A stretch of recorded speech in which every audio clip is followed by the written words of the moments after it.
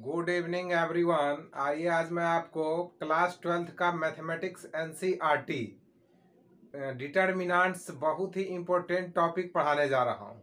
बहुत ध्यान से देखिएगा। डायरेक्ट सवाल 12th में एनसीईआरटी से रहता है और इसको मैं बहुत ही आसान तरीके से बताऊंगा। आज मैं थ्योरी क्लियर करूंगा। तो चलिए स्टार्ट करते हैं। डिटर्मिनेंट्स होता क्या है? डिटर्मिनेंट्स एक नंबर होता है। ये स्क्वायर मैट्रिक्स का एसोसिएटेड रूप है। स्क्वायर मैट्रिक्स को अगर ऐसा चिन्ह में डाल दिया जाए, मॉडुलस के जैसा मिल जाता है 2 3 4 7, तो ये डिटर्मिनेंट कहलाता है। इसको तोड़ने का रूल है, इस कोना को इस कोना वाले से गुना करोगे, यानी कि 2 गुना में 7 और 4 गुना में 3। अब बीच में क्या करोगे? माइनस। तो 7 दूना 14, 14 माइनस में 12। ये एक नंबर आ गया। यहाँ पर रियल नंबर भी हो सकता है, इमेजिनरी नंबर भी हो सकता है। तो यही एक डिटर्मिनेंट है। तो क्लियर है डिटर्मिनेंट क्या होता है? डिटर्मिनेंट एक नंबर है। तो चलिए इसको मैं लिख भी देता हूं। डिटर्मिनेंट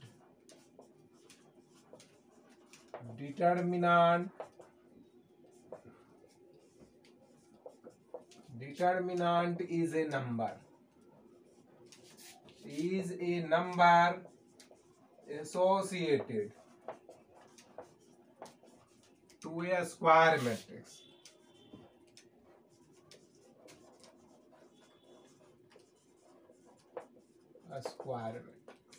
एग्जाम्पल आपका क्लियर है?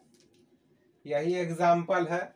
तो डिटर्मिनेंट एक ऑर्डर का भी हो सकता है, 2 ऑर्डर का भी हो सकता है, 3 ऑर्डर का भी हो सकता है। लेकिन पढ़ना जो सिलेबस में है वो 2 और 3 ऑर्डर का। तो 2 ऑर्डर का क्या है? जितना रो की संख्या दिखाई दे देता है उतने ऑर्डर का कहलाएगा। इसमें कितना रो दिखाई दे रहा है? तो 2 रो दिखाई दे रहा है, इसको डबल ऑर्डर डिटर्मिनेंट कहेंगे।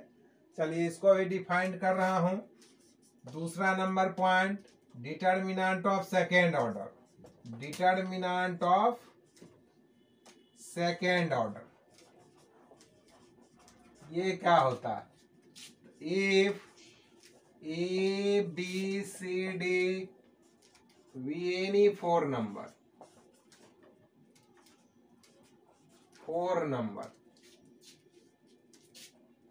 then the symbol A B C D is called determinant of second order.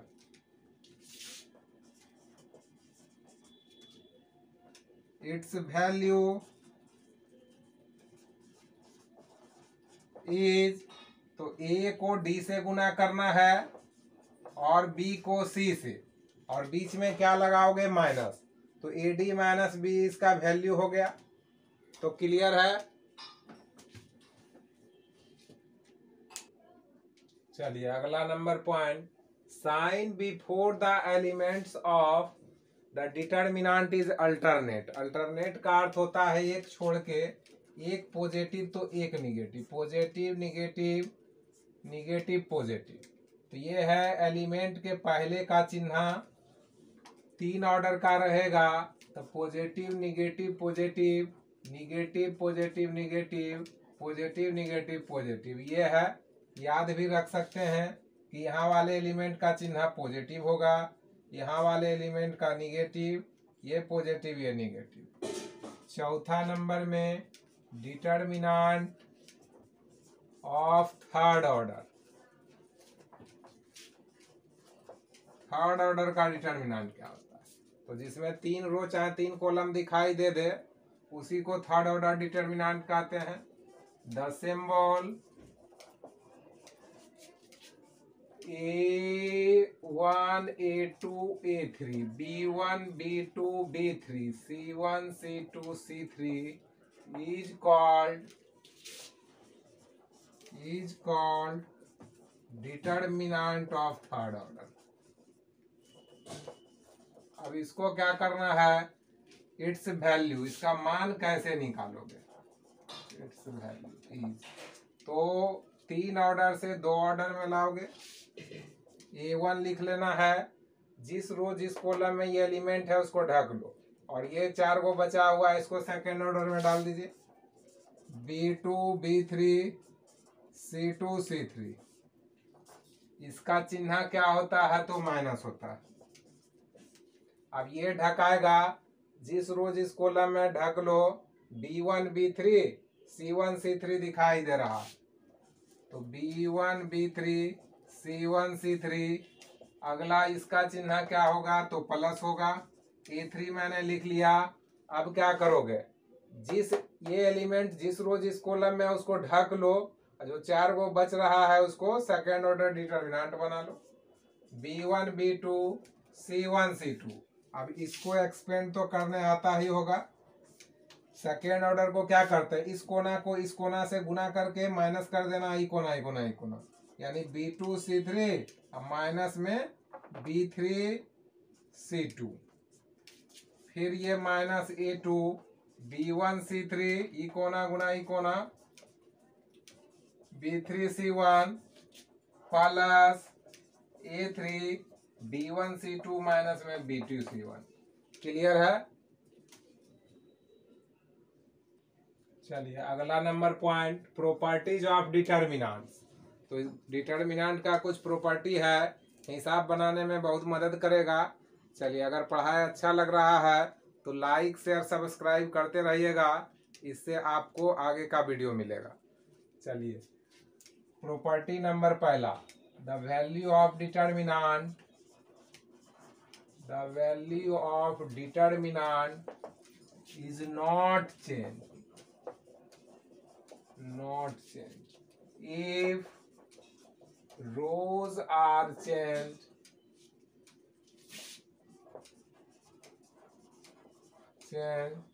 their corresponding column, their corresponding columns। तो देखिए, इसको एग्जांपल से समझा रहा हूं। अगर रो को करस्पॉन्डिंग कॉलम बना दिया जाए तो डिटर्मिनेंट के वैल्यू में कोई फर्क नहीं पड़ता। A1 A2 A3 B1 B2 B3 C1 C2 C3, ये R1 है, इसको मैं C1 बनाऊंगा, तो A1 A2 A3, ये R2 है, करस्पॉन्डिंग का अर्थ R2 C2 बन जाएगा। इसको पड़ा लाइन को खड़ा कर देना है, यानी कि B1 हो जाएगा B2 B3 C1 C2 C3, दोनों का डिटर्मिनेंट का मान सेम ही आएगा। दूसरा number, the value of determinant, the value of determinant is not change, only sign change. If any one row or column interchange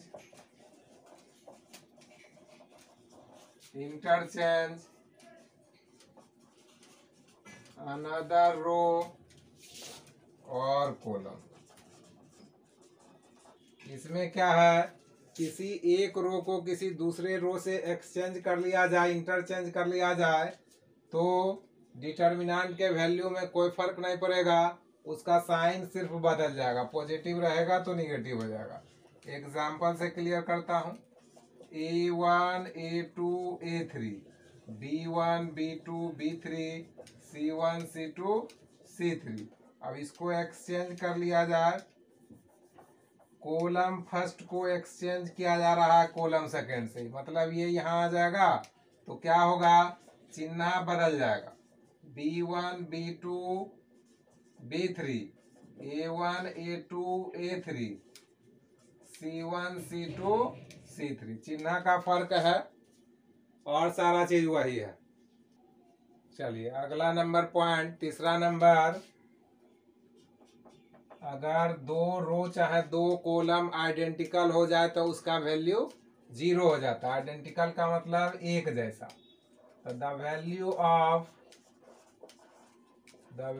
of determinant is 0 if two rows or two columns are identical.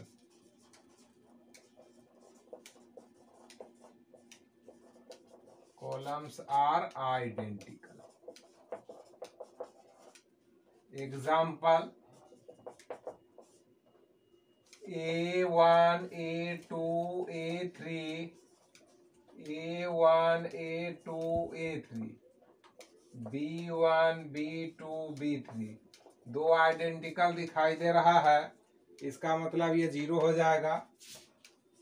चलिए clear है, आगे बढ़ाते हैं। अगला number property, the common factor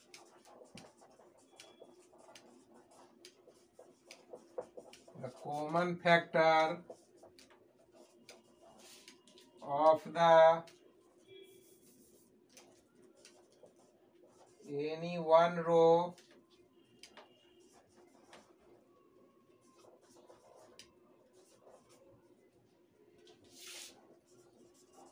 one column may be outside of the determinant. The common factor of the any one row or one column may be outside of the determinant. May be, चलिए example से क्या है, KA1, KA2, KA3, B1, B2, B3, C1, C2, C3। किसी एक रो चाहे एक column में अगर कॉमन फैक्टर दिखाई दे देता है तो उसको आउटसाइड में लिखा जा सकता है। यानी कि डिटर्मिनेंट के चिन्ह के बाहर के को बाहर लिखोगे A1, A2, A3, B1, B2, B3, C1, C2, C3। अगर गुना भी करना है तो किसी एक लाइन में करना है, और कॉमन भी लेना है तो सिर्फ एक लाइन से लिया जाता है। डिटर्मिनेंट का एक कॉलम से भी ले सकते हो, चाहे एक रो में अगर दिखाई देगा तो उससे भी लिया जा सकता है। चलिए अगला नंबर प्रॉपर्टी कहता है, इफ एनी रो और column is sum of two terms. Sum of two terms का मतलब जोड़ के रूप में दो टर्म देखिए यहाँ दिखाई दे रहा है। Then the value of determinant is sum of two determinant. First determinant is taken first term and second determinant is taken second term. क्या है, इस डिटर्मिनेंट का वैल्यू दो डिटर्मिनेंट के जोड़ के बराबर होगा। पहला डिटर्मिनेंट बनाना है पहला टर्म लेके, और दूसरा डिटर्मिनेंट बनाना है दूसरा टर्म लेके। तो दोनों को जोड़िएगा तो इसके बराबर आ जाएगा। अगला नंबर पॉइंट जो है छठा नंबर में, the value of determinant is not change if any row और column is multiply by any number. किसी रो और कॉलम को किसी नंबर से गुना कर दिया जाए, भागा कर दिया जाए, और दूसरे रो और कॉलम में जोड़ दिया जाए तो वैल्यू में कोई फर्क नहीं पड़ता। एग्जाम्पल भी दिया हुआ है, मैंने यहाँ पर K से गुना करके इसमें C1 में जोड़ दिया है, C2 में K से गुना करके, तो इसका वैल्यू और इसका वैल्यू सेम रहेगा। जैसा सिचुएशन आएगा उस टाइप से करना है। तो आज के लिए इतना ही। अब अगले दिन अगला exercise NCERT A to Z solution कराया जाएगा। तो मेरे वीडियो को लाइक शेयर सब्सक्राइब करते रहिएगा।